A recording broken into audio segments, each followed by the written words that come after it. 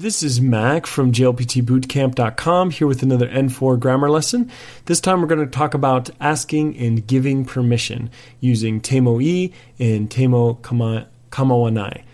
And so to set the scene, you are visiting a shrine for the first time with your friend. And if you've never been to a shrine in Japan, there's kind of a small little fountain at the front of the shrine that you use to wash your hands with. And the water's kind of trickling through, and there's these ladles there, basically large spoons, sometimes made out of bamboo, that you use to wash your hands. And some people are tempted to drink some of that water. So, it's kind of a ladle. You usually drink out of a ladle.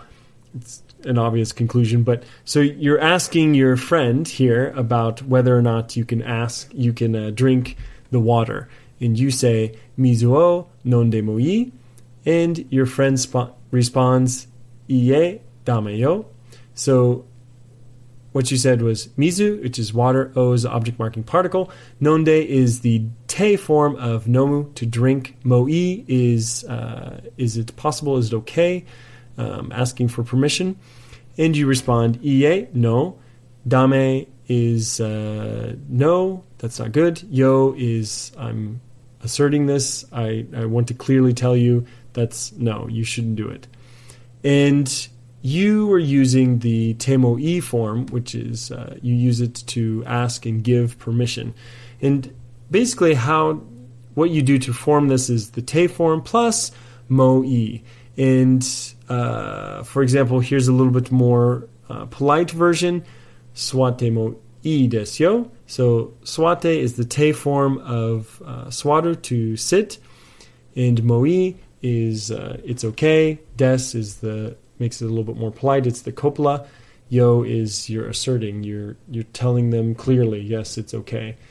You can change this into a question by changing yo into a ka. So you would have swate moi desu ka? So is it okay if I sit here? And this is a very common way to ask for permission. If you're living in Japan, you'll probably use it on a very regular basis, almost every day, everywhere you go. So very useful, very something that you should kind of practice and get comfortable with using. And just a real quick review of the te form here. So the te form is formed by basically changing the last kana of the mas form that you can see here. So the mas form for type 1 verbs, which is the most common type of Japanese verb, you have some rules here. If the mas stem ends with mi, ni, or bi, you would change that to n, the n sound there. If it ends with i, chi, or ri, you would change it to chisai tsu, which is basically a quick stop. So, for example, imas becomes ite. And then if you have ki and gi, you would change that to just I, except for with ikimas, that's irregular, that changes to ite, just for ikimas, iku, which is to go. And then for shi, kind of the one oddball there, you would just keep the same for the mas stem.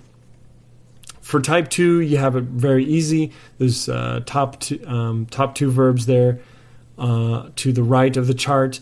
Tabimas, you just take off the mas. You just take the mas stem basically and add te. And mimas is the kind of irregular one. It looks like it's a type 1, but it's actually a type 2. Again, you just take off mas and add te, so you have mite. And then you have the irregulars, of course. Shimas and kimas become shite and kite. So that's for verbs. Now, for e adjectives and na adjectives and nouns, it's a little bit different. E adjective, you just take off the e, you change it to kutte, and na adjectives and nouns, you just add de. So, to give you some real world examples, You have takai, you take off the e, you add kute, so you have takakute. Which takai is expensive or high. Fukuzatsu is complex, complicated. You just add de, you have fukuzatsu de, get the te form. Romaji de, which is Roman letters, that's a noun. You add de, you have romaji de to get the te form. And then you can change that into some questions here on asking for and giving permission. For example, takaku temoii desu yo, which is it's okay if it's expensive. Fukuzatsu temoii desu yo is it's okay if it's complicated. Maybe you're looking at smartphones or something. It's, you know, you want to tell the clerk it's okay if it's a little complicated. I'm cool with it. And then this last one, which is a very useful phrase that I use all the time, romaji demoii desu ka?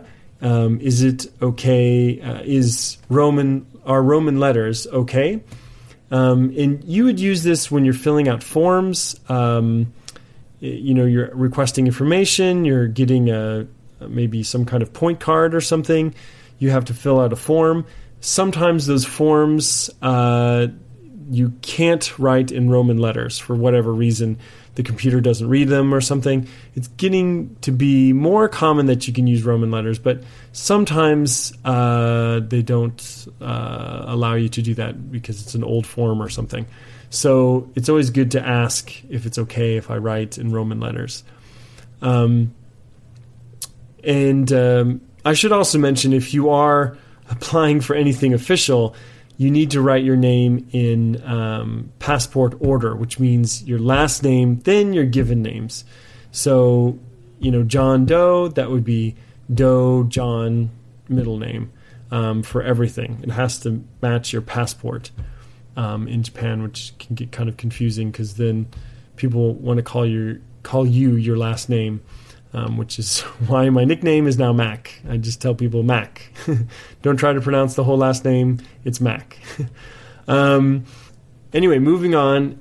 You want to take a picture at this shrine, so you ask your friend, Shashino totemo ii, and your friend responds, Shashino totemo kamawanai. Kamawanai yo. Sorry. So sashin is picture, o is object marking particle, tote is the te form of toru, which is to take. Moi is you're asking for permission here with, again, that rising intonation. Temoii. Your friend responds sashin, picture, o object marking particle. Tote is the te form of toru, which is to take. And then your friend says mo kamawanai, and that means it doesn't bother me, it doesn't affect anything if you take this picture. And yo, again, is you're asserting it. It's you want to make it clear that it's okay. And your friend used temokamawanai, temokamawanai, and this is to tell someone an action. Tell someone that an action doesn't bother you. What does that mean? This has some weird translations sometimes in grammar textbooks. So sometimes it says it doesn't matter, it doesn't bother me. One way to think about this is how we ask, do you mind if I take a picture in English? This is basically the translation of that. So you can use it to, and it's a little bit different because you can use it to ask people in charge of rules if it's okay. So normally in English, you wouldn't be able to ask, for example, someone at a museum, like a museum guard. You wouldn't be able to ask, like, do you mind if I take a picture? Well, I mean, you would, but it would sound a little bit strange. Usually we'd ask, is it okay? Is it all right if I do this? But in Japanese, there's no restrictions. You would use this to ask for permission to do something. And just to give you a little bit more of a polite example, something that you would see on the test, you could say, koko de tabete mo kamaimasen. So koko is here, de is the particle to mark where an action takes place. Tabete is the te form of taberu, which is to eat. Mo kamaimasen is the polite form of the kamawanai. So this would be said maybe, or maybe even put on a sign as an announcement. It's okay to eat here. It's okay to eat on this lawn or in this park, in this particular area of the museum. If it's a break room or something, it's okay. And so the tricky part about this structure is that it ends with in a negative, but it means it's okay to do something. It doesn't bother me to do this thing, or doesn't affect anything if you do this thing, is the literal translation. So it's quite difficult sometimes, especially when you're listening to an announcement or something. It might sound like it's not okay to take a picture or do a particular activity when in fact they're giving you permission to do so. So be careful about the listening to this. That's probably where you'll be exposed to it the most. I have seen it in writing in some situations, but I hear it a lot in announcements and things. So just to make it clear, the difference between these, temoii and temokamawanai.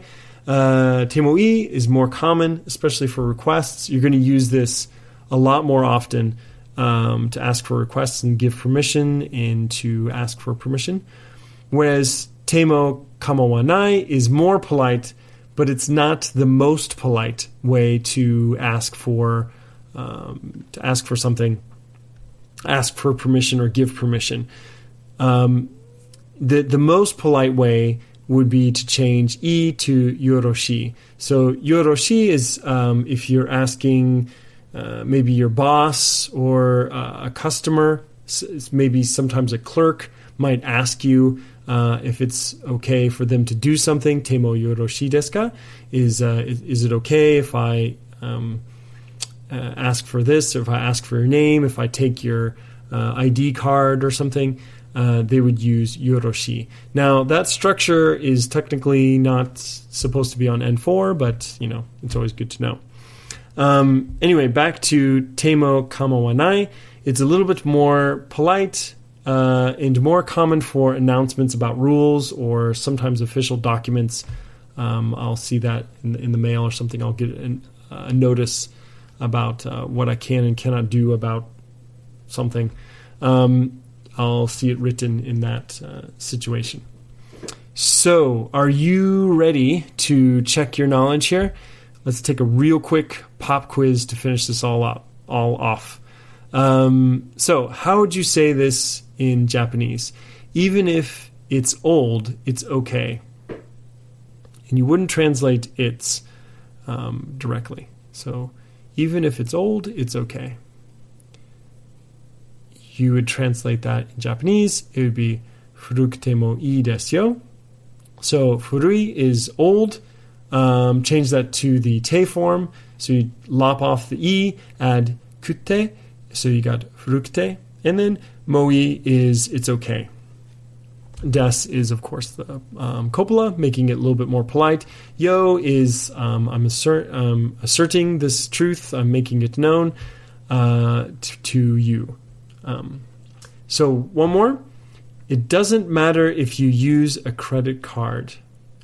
It doesn't matter if you use a credit card. So basically, if you pay in cash, if you're paying credit card, it makes no difference. There's no extra fees or something.